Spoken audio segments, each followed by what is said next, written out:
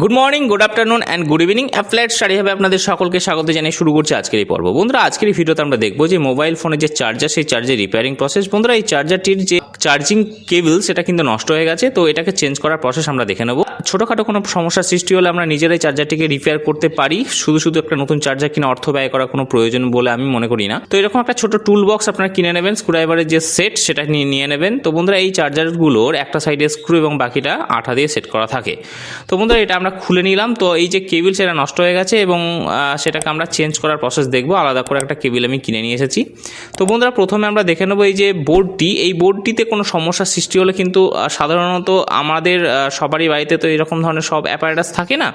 তো এই যে জায়গাগুলো আপনারা একবার চিনে নেবেন যে কোথায় কি সমস্যা হতে পারে এবং দেখবেন এই টুলসগুলো ঠিকঠাক আছে কি না। তো বন্ধুরা, আপনারা দেখতে পাচ্ছেন এটা কিন্তু মেনলি হচ্ছে ফিউজ, ঠিক আছে, বড় একটা রেজিস্ট্যান্স, যেটা ফিউজ, এটা ট্রান্সফরমার ছিল এবং এটা হচ্ছে ট্রানজিস্টার এবং এটা হচ্ছে ডায়োড এবং এগুলো হচ্ছে সব ডায়োড, ঠিক আছে। এবং এই ডায়োডগুলো কিন্তু রেকটিফায়ারে কাজ করছে এবং এটি হচ্ছে সে ডায়োড এবং এটা হচ্ছে ক্যাপাসিটার, যেটা সিরামিক ক্যাপাসিটার। এটা কিন্তু এক্ষেত্রে ফিউজের কাজ করবে এবং ওগুলো হচ্ছে ক্যাপাসিটার, ঠিক আছে। এবং এই যে বড় সিলিন্ডারের মতো সেটাও ক্যাপাসিটার এবং এটা হচ্ছে জেনার ডায়োড, ঠিক আছে। এটা ভোল্টেজটাকে স্টেবিলাইজড রাখে, এই জেনার ডায়োড। তো এগুলো হচ্ছে সব ক্যাপাসিটার এবং এটা হচ্ছে ডায়োড।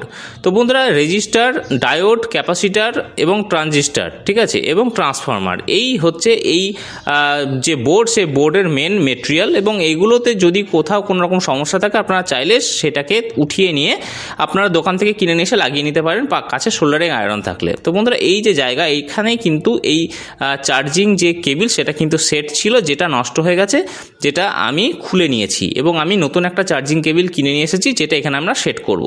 তো শুধু একটা চার্জিং কেবল 10-12 টাকা দাম নেবে, সেটার জন্য ফালতু বলতে একটা চার্জার 100-150 টাকা দিয়ে কেনার আমার মনে হয় না কোনো যুক্তি রয়েছে।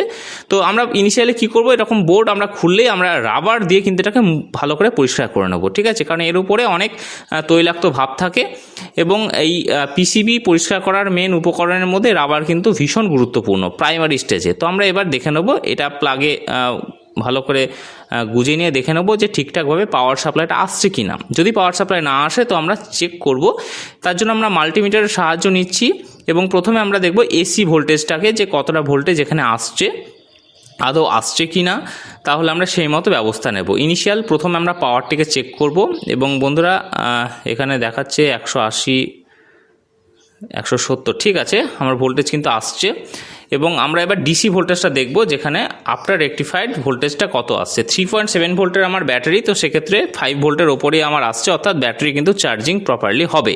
তো বন্ধুরা, আমার এই যে প্রিন্টেড সার্কিট বোর্ড পিসিবি সেটা কিন্তু ঠিক রয়েছে এবং প্রত্যেকটি পার্টস কিন্তু ঠিক আছে। সুতরাং আমার এই যে চার্জার, এটা কিন্তু একদম ঠিক আছে, শুধু কেবিলটি চেঞ্জ করলে কিন্তু ঠিক হয়ে যাবে। তো বন্ধুরা, এইরকম ক্ষেত্রে আমরা শুধু চার্জিং কেবিলটা চেঞ্জ করে নেবো, তাহলে কিন্তু আমার এই চার্জার রেডি। তো বন্ধুরা, চার্জিং কেবিল আমি কিনে নিয়ে এসেছি এবং এটাকে আমি এখানে সোল্ডারিং আয়রন দিয়ে সেট করে নেবো। তো বন্ধুরা, বাড়িতে টুকটাক কাজের জন্য আপনার একটা সোল্ডারিং আয়রন এবং এরকম একটা স্ক্রুড্রাইভারের সেট এবং এই যে কাটার যে ইনস্ট্রুমেন্ট, সেগুলো 2-1টা নিয়ে রাখলেই কিন্তু আপনাদের ছোটোখাটো কাজের জন্য সমস্যার মধ্যে পড়তে হবে না, আপনাদেরকে দোকানেও যাওয়ার কোনো প্রয়োজন নেই।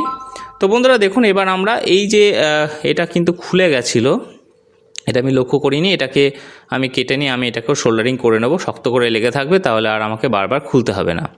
তো বন্ধুরা, এই যে আমার টুল বক্সের মধ্যে ভরা ছিল এই চিমটা, এটা দিয়ে আমি এবার সোল্ডারিং আয়রন দিয়ে ভালো করে সোল্ডারিং করে নেব। তো বন্ধুরা, এই যে টুলস অ্যান্ড ইকুইপমেন্ট চ্যাপ্টারের মধ্যে কিন্তু আমার এই প্রত্যেকটি টুল সম্পর্কে বিস্তারিত বিবরণ কিন্তু দেয়া রয়েছে, চাইলে আপনারা এই চ্যানেলেরই প্লেলিস্টে গিয়ে দেখে নিতে পারেন।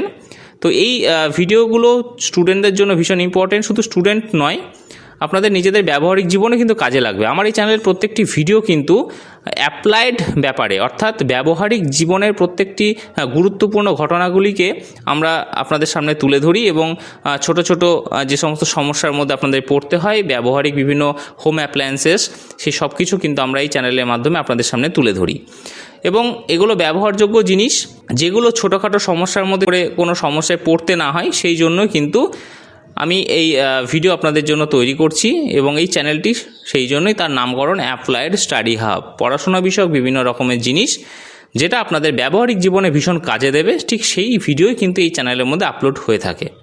তো যদি আপনাদের এরকম কোনো বিষয় মনে থাকে যে এরকম একটা ভিডিও করলে সুবিধা হয়, অবশ্যই কমেন্ট সেকশনে জানাবেন, আমি চেষ্টা করব সেই ধরনের ভিডিও আপনাদেরকে পরিবেশন করার। তো বন্ধুরা, আমার এই যে সোল্ডারিং কিন্তু প্রপারলি হয়ে গেছে। সোল্ডারিং করার যে নিয়ম সেটা আলাদা করে আমি সোল্ডারিংয়ের জন্য আলাদা ভিডিও বানিয়ে রেখেছি এই চ্যানেলের টুলস অ্যান্ড ইকুইপমেন্ট চ্যাপ্টারের মধ্যে রয়েছে, কাইন্ডলি একবার দেখে নেবেন যদি না দেখে থাকেন, এবং প্লেলিস্টগুলো অবশ্যই চেক করবেন। হতে পারে কোনো প্রয়োজনীয় ভিডিও আপনাদের হেল্প করতে পারে, কোনো ভিডিও আপনাদের প্রয়োজন হতে পারে। তো বন্ধুরা, এবার আমরা চেক করে নেব, মাল্টিমিটার দিয়ে চেক করব। তো আমরা তো অলরেডি পিসিবি মাল্টিমিটার দিয়ে চেক করেই নিয়েছি। আমি এবার চার্জারটা ডাইরেক্টলি মোবাইলে কানেক্ট করে দেখে নেবো যে ঠিকঠাকভাবে কাজ করছে কিনা। তো আমরা দুই রকমভাবে চেক করব, ডাইরেক্ট মোবাইল চার্জিং করে দেখব আর ডাইরেক্ট মাল্টিমিটার দিয়ে চেক করব। তো বন্ধুরা, এই ভিডিওটি অনেক পুরনো ভিডিও, দেখতেই পাচ্ছেন টাটা ডোকোমোর সিম লাগানো রয়েছে আমার এই ফোনে। এই ভিডিও সত্যি অনেক পুরনো, একদম প্রথম দিকে যখন আমি এই চ্যানেল তৈরি করি তখনকার সময়ের এই ভিডিও। আমার ভিডিওটি খুঁজে পাচ্ছিলাম না, তো অনেক দিন পর পেয়েছি, ল্যাপটপে এক কোণে রাখা ছিল। তো বন্ধুরা দেখুন, ভোল্টেজ কিন্তু ঠিকঠাক আসছে, 3.7 ভোল্টের কাছাকাছি ভোল্টেজ কিন্তু রয়েছে, 3.6 ভোল্ট। সুতরাং আমার কিন্তু এই চার্জার কাজ করছে, ঠিক আছে। আমার এখানে কিন্তু ব্যাটারি লাগালে চার্জিং হবে, এবং এই পোলারিটি চেঞ্জ করলে মাইনাস হচ্ছে, এবং পোলারিটি চেঞ্জ করলে দেখুন এটা কিন্তু কারেক্ট হচ্ছে, ঠিক আছে। তো বন্ধুরা, এই ভিডিও অনেক পুরনো ভিডিও শ্যুট করা ছিল, দেখেই নিশ্চয়ই বুঝতেই পারছেন আমার এই সমস্ত টুলস অ্যান্ড অ্যাপারেটাস এখন আরও ইমপ্রুভ হয়ে গেছে অনেক। তো টাটা ডোকোমোর সিম মানে কত পুরনো নিশ্চয়ই আপনারা কল্পনাই করে নিতে পারেন, ঠিক আছে। তো বন্ধুরা, যদিও সিমটা খুব রিসেন্টলি নষ্ট হয়ে গেছে, কারণ তখন টাটা ডোকোমো সবে উঠে গেছে।